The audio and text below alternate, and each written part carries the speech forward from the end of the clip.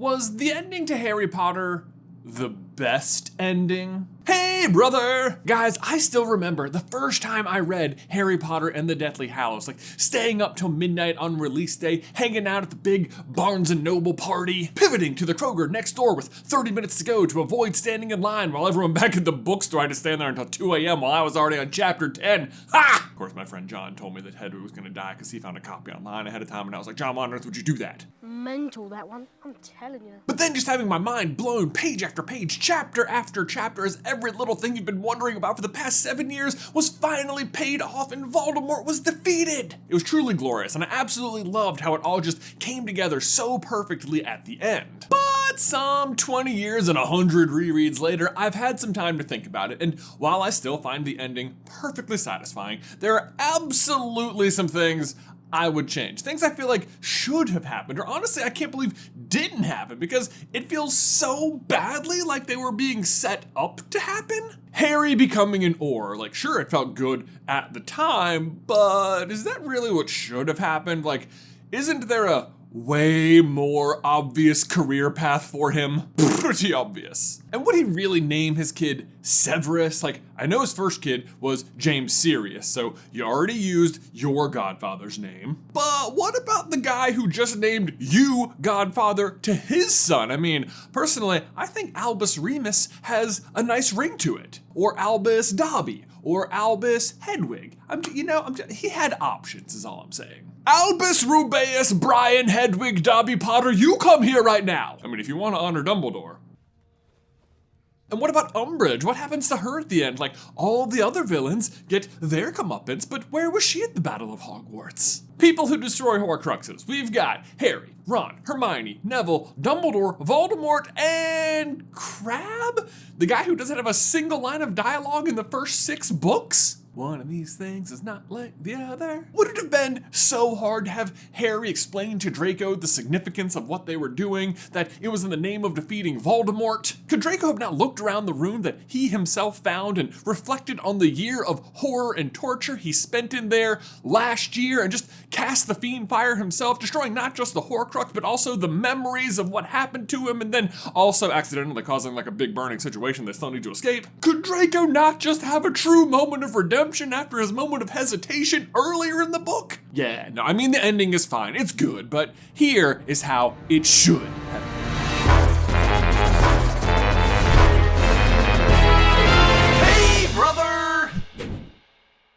Let's kick things off with Harry's career path, because Harry's ambition to be an Auror is really the only major thing we ever know him to want to do, and he does spend most of his time in school specifically excelling in Defense Against the Dark Arts. It's the only class where he actually receives a higher score on his OWL compared to Hermione. Plus, there is just one of my all-time favorite scenes with McGonagall, who on just basically every other occasion punishes or treats Harry just the same as she would any other student, but in this situation, absolutely, literally stands up for Harry's desire to become an Auror. How does he do Umbridge voice?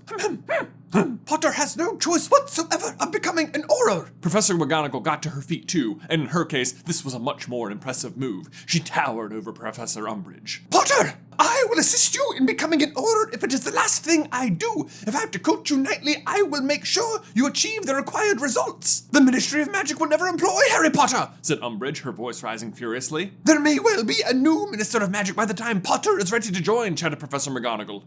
Treason! If anything else, I don't hate the idea of him becoming an Auror simply because it proves Umbridge's stupid toad face wrong. It is also interesting to not only me, but also Harry, that the very person who first recommended him becoming an Auror was actually a Death Eater in disguise, Barty Crouch Jr. impersonating Mad-Eye Moody. You ever thought of a career as an Auror, Potter? No, said Harry, taken aback. You want to consider it, said Moody, nodding and looking at Harry thoughtfully. Of course, in the movie version, that would go down as, You want to consider it, he said, carefully and thoughtfully. Then, later on, Harry recalls this exact origination point for the idea after receiving his OWLs before year 6. This was the end of his ambition to become an Auror. He had not secured the required potions grade. It was odd, really, seeing that it had been a Death Eater in disguise who had first told Harry he would make a good Auror, but somehow the idea had taken hold of him, and he couldn't really think of anything else he would like to be. Ooh, pick me. Pick me! Really, Harry, you couldn't think of anything else? Because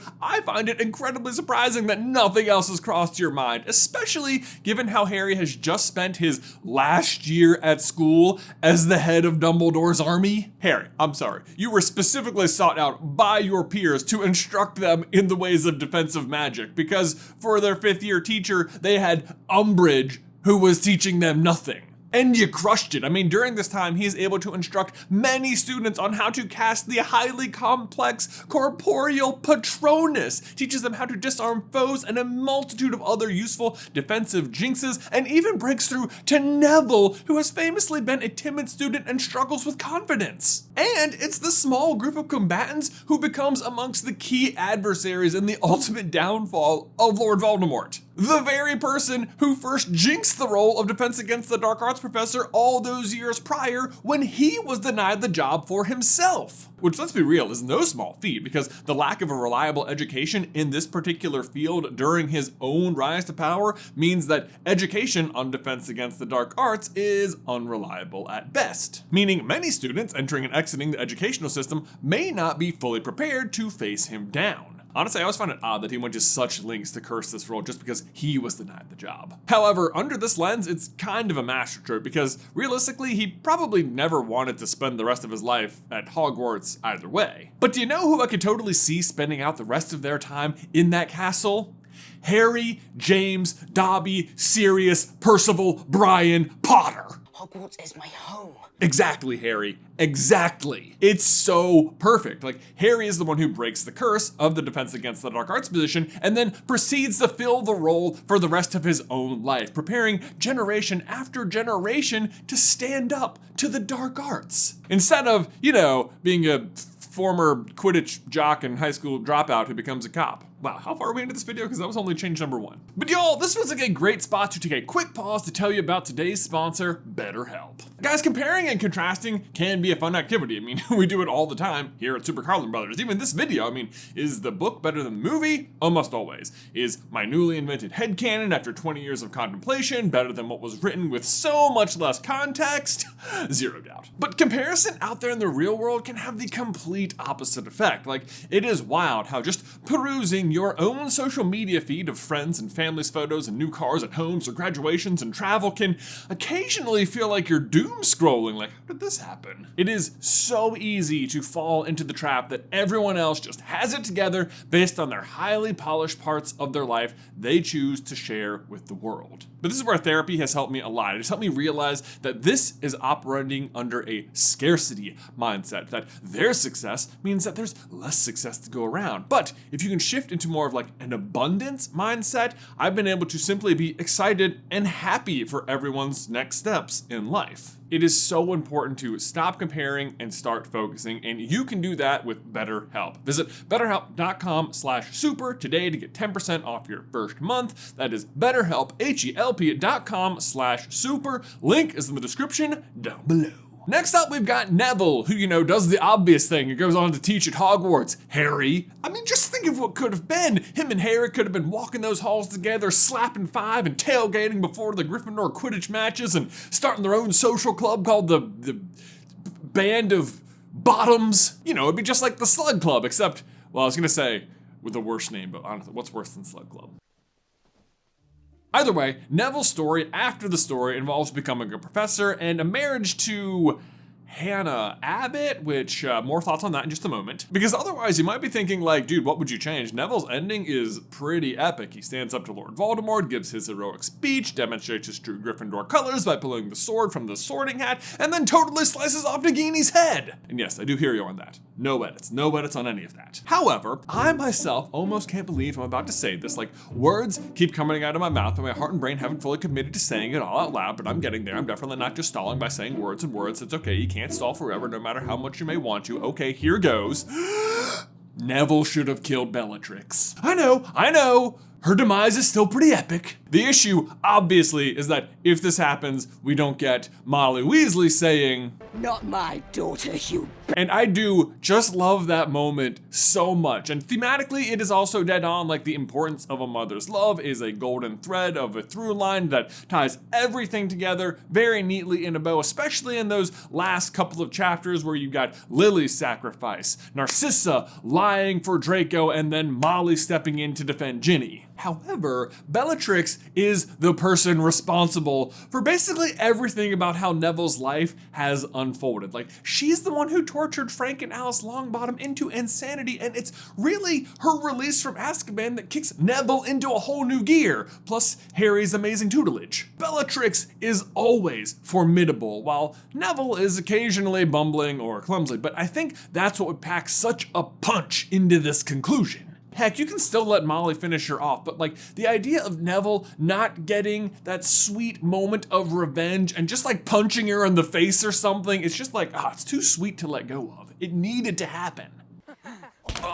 And while we're speaking of Neville's family, what is going on here? I mean, out of Harry's core group, he himself ends up with Ginny, Ron with Hermione, and Neville with Hannah Abbott. Hannah, you're great, I love you, except that I don't, because I don't know anything about you. I mean, I suppose to be fair, I know more about you than I know Rolf Scamander, who Luna eventually ends up with, but just barely. Why are we having such two highly iconic characters end up with like such off-page jabronis? I'm sure they're perfectly nice people and not at all like jabroni-ish, but you get my meaning. Nuna for life. You haven't seen Luna, have you? Luna? I'm mad for her. I think it's about time I told her, since we'll probably both be dead by dawn. Or also Red Moon. Full video by clicking on the card. But speaking of lifelong decisions, let's talk for one hot second about Harry's logic behind the final resting location of the Elder Wand. On putting the Elder Wand, he told Dumbledore, who was watching him with enormous affection and admiration, back where it came from. It can stay there. If I die a natural death like Ignotus, its power will be broken, won't it? The previous master will never have been defeated. That'll be the end of it. This is on the last page of the whole series, and it's almost the last line, but it's not technically the last line, which hilariously, the last line in the entire Harry Potter saga includes the word sandwich, somehow. Thinking now only of the four-poster bed lying waiting for him in Gryffindor Tower, and wondering whether the creature might bring him a sandwich there. I've had enough trouble for a lifetime. You know what? We could finish this and then go get Jimmy John's and like come film the last little bit and just be like, guess how this video's ending? Oh, sandwich. Hilarious.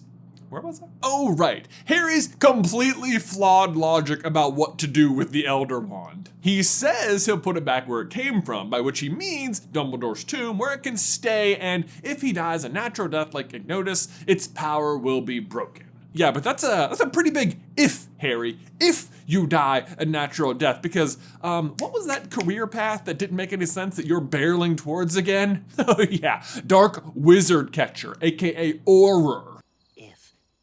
If is good. I mean, look, Harry, I wouldn't be so worried if you were just gonna be, I don't know, instructing generation after generation about how to defend themselves against the dark arts. But you're not exactly entering a low liability field, which is something Harry himself demonstrates concern over after being flattered by fake Moody's belief that he'd be good at this job. And Moody thought Harry, ought to be an Auror. Interesting idea, but somehow Harry thought as he got quietly into his four-poster bed, probably thinking about sandwiches, 10 minutes later, the egg and the cloak now safely back in his trunk, he thought he'd like to check how scarred the rest of them were before he chose it as a career. And again, it might not be as big a deal, except that the climax of the story hinges on one crucial magical condition. It comes out when Harry and Voldemort are circling each other, and Harry explains how Draco Malfoy, of all people, had become master of the Elder Wand. Harry twitched the Hawthorn wand, and he felt the eyes of everyone in the hall upon it. So it all comes down to this, doesn't it? Whispered Harry. Does the wand in your hand know its last master was disarmed? Because if it does, I am the true master of the Elder Wand. I still get chills when I read that line, you guys. I still love it. But here's the issue. Harry is about to commit himself to a highly dangerous career as an Auror, and all it would take is losing badly enough to anyone that all wands that commit their allegiance to Harry start to commit their allegiance to someone else. And again, it might not be such a big deal, except that Harry is explaining this out loud to most of the influential people in the wizarding world, meaning lots of people are about to know that all they'd have to do to become master of the Elder Wand is beat Harry holding his other wand, which is all really just a long-winded way of me saying, Harry, you gotta snap that wand, dude. Attaboy, Harry. Movie's got it right for once. Oh, and then there's Umbridge. What happens to that sack of toads in the end? I mean, in universe, we don't find out because she is absent in the final battle, which would have been a great moment for her to like fully embrace the truth we've known about her all along, that she basically openly supports Voldemort. But no, instead we have to learn from extended reading that she ends up in Azkaban for life, convicted of war crimes against Muggleborns. Which, you know, fair enough, I'm glad that happens, but like, they aren't even using the Dementors anymore. Like, can't we make an exception, like, just for her? If only. If is good. No, I think she should have shown up at the Battle of Hogwarts and been defeated by the other surprising missing character in the final battle. Just Umbridge getting totally splattered by the Fort Anglia. And that is how Harry Potter should have ended. Guys, thanks so much as always for watching today's video. Don't forget to leave a like on it if you haven't already, and subscribe so you don't miss any future Harry Potter action from us. If you want to see why Ron and Luna should have ended up together, you can check out this video right here. But otherwise, until next time, Ben, I will see you in another life, brother.